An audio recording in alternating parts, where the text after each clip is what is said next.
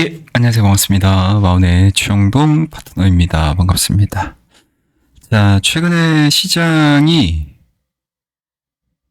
상당히 어렵습니다. 많은 분들께서, 야, 국내 증시 진짜 쉽지 않다. 뭐 이런 얘기들, 자주 섞인 이야기들 많이 하시죠? 저도 필드에 있으면서 많은 이야기를 듣습니다. 그러니까 개인 투자자분들 이렇게 방향성이 좀 전무할 때 굉장히 많이 힘들어 하세요. 네, 그리고 종목들도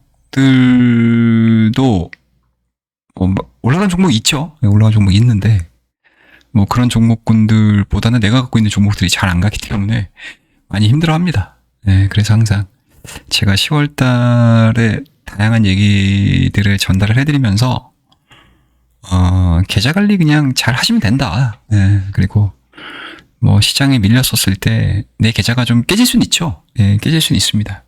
근데 그 깨지는 거에 대해서 너무 심란해 하실 필요까지는 없다. 그리고 다만 시장 대비해서 언더퍼폼 하지 말자. 시장 수익률 정도, 그리고 시장 수익률 대비해서 내 계좌를 잘 방어를 하셨다면 그걸로 만족해도 그렇게 크게 무리는 없으실 겁니다. 라는 이야기들을 자주 해드렸고, 그리고 시장은 제가 뭐 물론 이제 최종적으로 뭐 시장에 대한 이야기들을 좀 해드리면서 말씀을 좀 드릴 내용이긴 하지만, 미 대선이 오히려 저는 불확실성 해소로 보는 쪽에 좀 가까운 사람입니다. 그래서 불확실성이 해소되기 전까지는 아마 시장은 조금 좀 심각한 모습을 순간 보여줄 수도 있을 것 같기는 해요.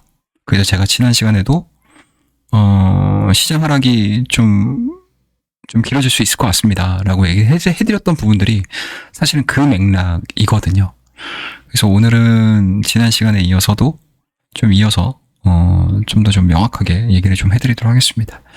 일단은 첫 번째로 좀 국내 증시가 좀 힘든 이유는 뭐 금투세는 당연하겠죠. 예. 그러니까 정치적으로 불안하게 되면 뭐 금융시장이 좋을 일은 없기 때문에, 그리고 뭐 어떤 생각들을 가지고 있는지는 모르겠지만 일단은 뭐 기본적으로는 너무 오랜 시간 피로감을 너무 키웠어요. 네, 금투세를 기준으로 한 그러니까 피로감이 너무 높아졌습니다. 네, 이게 과연 뭐 유예가 됐든 뭐 폐지가 됐든 과연 원상복구를 하는데 얼마나 많은 시간이 필요할까? 네, 이거에 대한 부분들은 저는 개인적으로는 약간 좀 부정적인 부분들도 좀 있어요. 그러니까 빠져나갈 때, 그러니까 쉽게 얘기해서 이제 우리가 이제 100이 빠져나갔다. 시장에서 아웃됐어. 네, 우리나라 증시에서 빠져나갔습니다. 그래서 뭐 미국을 가든 뭐 어디를 가든 뭐 다 갔습니다. 아니 뭐 예금을 하든 뭐 다 갔어요. 그러면 이게 원상태로 유예 또는 폐지가 됐었을 때 이 100이라는 자금 자체가 그대로 국내 증시로 인이 될 것인가?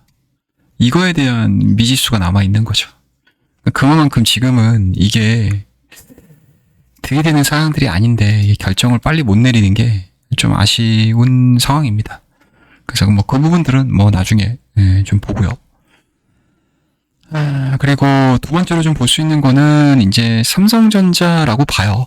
삼성전자. 뭐 이거는 뭐 제가 얘기를 하지 않아도 워낙 또 많은 분들에 대한 이야기들을 들으셨을 거기 때문에 삼성전자가 성장 동력이 없는 거죠. 그러니까 HBM에 대한 이 퀄 테스트를 이제 통과를 못 시키는 거잖아요.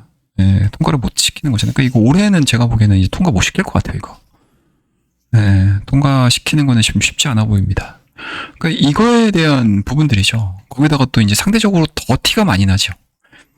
그러니까 SK 하이닉스의 실적이 너무 잘 나왔잖아요. 뭐 제조업에서 뭐 40% 50% 영업이익률 나오는 게 뭐 있습니까? 없어요. 정말. 예. 그만큼 이 하이닉스가 보여주고 있는 이러한 퍼포먼스는 상대적으로 SK 하이닉스, 그러니까 삼성전자에는 더 뼈아프게 느낄 수밖에 없겠죠. 근데 이제 빠르게 이 HBM 시장 내에 침투를 해야 되는데 그게 좀 쉽지가 않아 보인다. 라는 점이고요. 그 다음에 이제 레거시 반도체. 이 레거시 반도체도 마찬가지예요. 물론 이게 지금 논리가 뭐냐면, 그러니까 중국의 반도체, 뭐 창신 반도체라든지, 예, 그쵸? 회사들이 이 정말 어마어마한 자금력을 통해 가지고 DDR4 시장을 엄청나게 빠르게 잠식하고 있습니다. 그러니까 낮은 가격이죠. 이게 늘 해왔던 거거든요. 중국에서. 중국 애들이 늘 해왔던 것들이 이제 싼 가격으로 이 시장을 완전히 다 교란을 시켜요. 그리고 이 교란을 시켰던 요 시장을 자기네들이 그냥 먹어버리는 그런 전략들을 되게 많이 쓰죠. 뭐 과거로 보게 되면은 태양광도 그랬고요. 그죠? 태양광도 그랬고 디스플레이 시장도 네, 그랬었고요. 근데 이러한 시장들이 지금 일어나고 있는 게 이제 반도체 시장에도 일어나고 있고 2차 전지 시장에도 같이 일어나고 있습니다. 동시다발적으로 지금 진행이 되고 있는 그런 상황들이기 때문에 일단은 시장에서는 좀 우려하는 부분들인 것 같아요. 네, 그래서 그런 부분들이 좀 반영이 되다 보니까 SK 하이닉스 같은 경우는 뭐 괜찮죠. 뭐 HBM이 있기 때문에 레거시 반도체가 중국이 좀 치고 나온다 하더라도 아직까지는 먹을 게 있어요. SK 하이닉스는. 근데 이제 삼성전자는 HBM에서도 경쟁력이 좀 누락되고 있는 상황들이고 반도체 시장에서도 마찬가지로 누락되고 있는 상황들입니다. 요 이제 이중고를 좀 겪고 있다 보니까 삼성전자가 6만 원대에서는 그래도 좀 지지를 받지 않겠냐 예상을 했었던 시장이었는데 뭐 여지없이 지금 5만 5천 원, 5만 6천 원 지금 바라보고 있습니다. 근데 지금 아직까지 미국 대선에 대한 결과물들이 좀 나오지 않은 상황들이기 때문에 이 가격대보다도 좀 더 빠질 수도 있겠죠. 네, 네. 그래서 아직은 좀 고민을 좀 해봐야 되는 시점. 그리고 삼성전자가 빠진다고 해서 삼성전자 이거 어떡하냐. 이거 삼성전자만 갖고 계신 분들의 문제가 아니고 이게 워낙 시총 비중이 높다 보니까 전체 시장의 영향을 엄청나게 주고 있는 거죠. 그죠? 네. 그런 부분들이 좀 있고요. 그래서 이 삼성전자가 중심을 잡아주지 못하는 상황에서 바이오라든지 조선이라든지 방산업종들이 상대적으로 강세를 보이고 있기는 하지만 시총 비중이 굉장히 낮아요. 티가 안 납니다. 네, 티가 안 납니다. 그래서 시장의 방향성을 잡아주기에는 상당히 좀 부족하다라는 점이고요. 그 다음에 두 번째로 우리가 언급을 좀 해볼 수 있는 부분들은 미국의 대선이겠죠. 일단은 뭐 트럼프가 지금 수준에서는 좀 우세한 거는 맞죠. 그리고 이제 오늘까지 그러니까 일요일까지 이어지는 이 상황 속에서 이제 경합주죠. 경합주에서도 이제 트럼프가 속속 앞서 나가는 내용들을 좀 가지고 있는 상황들이기 때문에 뭐 여론조사가 동률이라고 할지언정 확실히 전체적으로 놓고 봤었을 때는 트럼프가 우세에 있는 거는 맞는 것 같습니다. 과연 이제 결과가 어떻게 나올지는 뭐 감히 예단할 수는 없겠지만 뭐 저는 개인적으로는 트럼프의 뭐 우세승에 좀 가깝지 않을까, 좀 신승에 가깝지 않을까라고 생각을 하고 있기는 하는데 일단은 뭐 그거는 뭐 저의 개인적인 생각이니까 예, 참고만 해두시고요. 지금 문제가 되는 게 뭐냐면 트럼프가 집권을 했었을 때 이게 지금 법인세가 굉장히 낮아지거든요. 지난번에도 말씀드리긴 했지만 재정 적자가 확대가 된다. 그럼 재정 적자가 확대가 된다라는 거는 이제 채권 발행을 한다라는 얘기인 거잖아요. 그러니까 빚을 내 가지고 미래에 이제 그 돈을 땡겨 가지고 이제 현재 쓰는 건데 그게 이제 진행이 된다라는 얘기겠죠. 그게 당연히 진행이 된다라고 하게 되면 자연스럽게 채권 금리는 올라갈 수밖에 없고 그게 지금 시장에서 자연스럽게 반영 중에 있다라는 거고요. 거기에다가 또 플러스 알파가 붙는 것들이 이제 요거죠. 대중 관세 인상.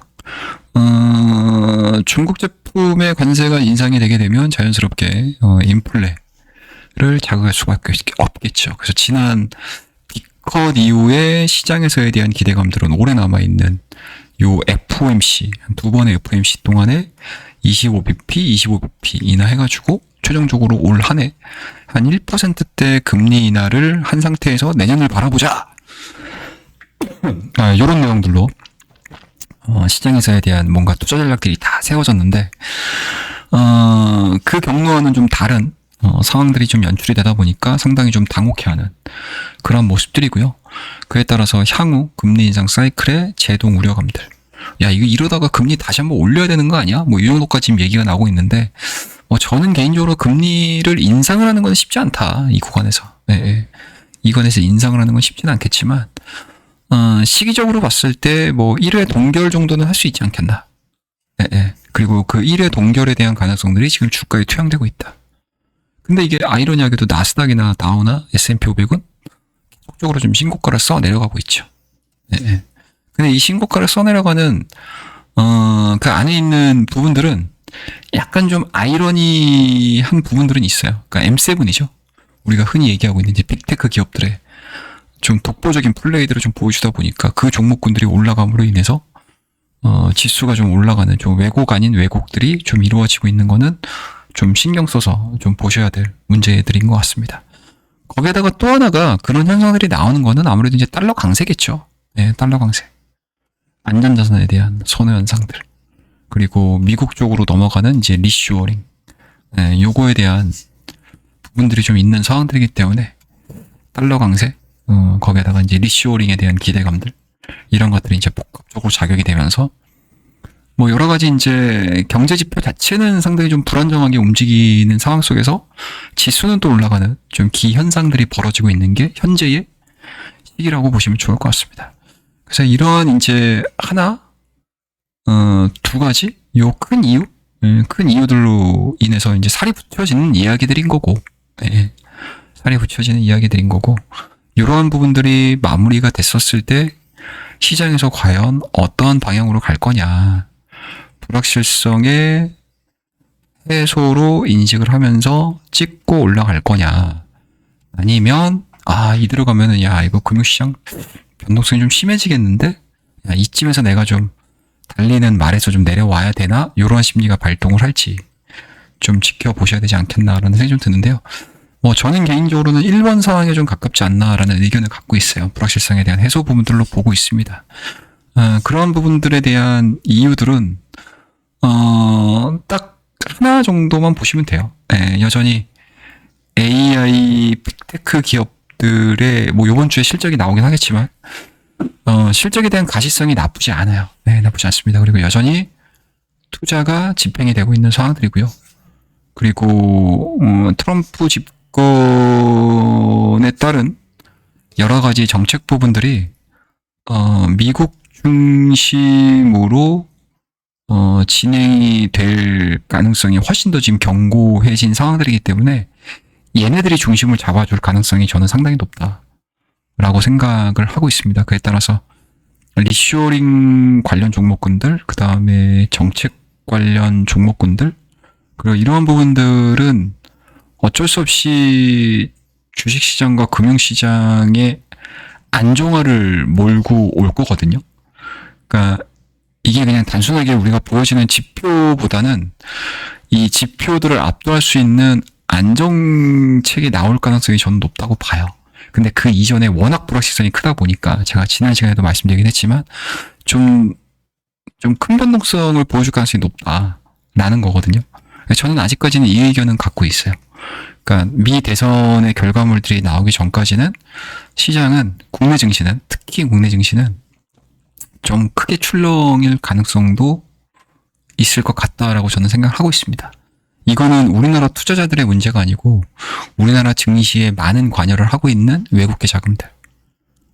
이 외국계 자금들이 지금 매수를 해봤자 의미가 없어요. 그러니까 환차손도 나죠. 당연히 지금 워낙 약세되기 때문에 환차손 나죠. 거기에다가 플러스 알파가 이제 기업의 실적 부분들에 대한 우려감들. 이 두 가지 리스크를 안으면서 굳이 국내 증시에 들어올 이유가 별로 없다는 얘기거든요. 그러니까 저는 개인적으로는 좀 한 차례 정도 더 세게 밀릴 수 있는 가능성도 열어두면서 요것들에 대한 결과물들을 보는 게 현 시점에서는 가장 합리적인 선택지가 돼야 되지 않겠나라고 저는 생각을 하고 있습니다. 그래서 이러한 부분들은 저와 함께 고민들을 하시면서 시장 전략들을 좀 업데이트 하시게 되면 그래도 좀 도움이 되지 않겠나 싶어서 오늘도 짧게나마 시황 얘기를 좀 해드렸고, 좋은 이야기들, 좋은 아이디어들 있으시면 언제든지 저에게 댓글로 알려주시고요. 다음에 다음 시간에는 더 좋은 이야기들을 가지고 여러분들께 저의 아이디어를, 저의 전략들을 공유하는 시간을 가지도록 하겠습니다. 그럼 오늘 이야기는 이 정도에서 마무리하고요. 다음 시간에 뵙도록 하겠습니다. 오늘 이야기가 괜찮으셨다면 구독과 좋아요, 알림 설정 부탁드리도록 하겠습니다. 감사합니다.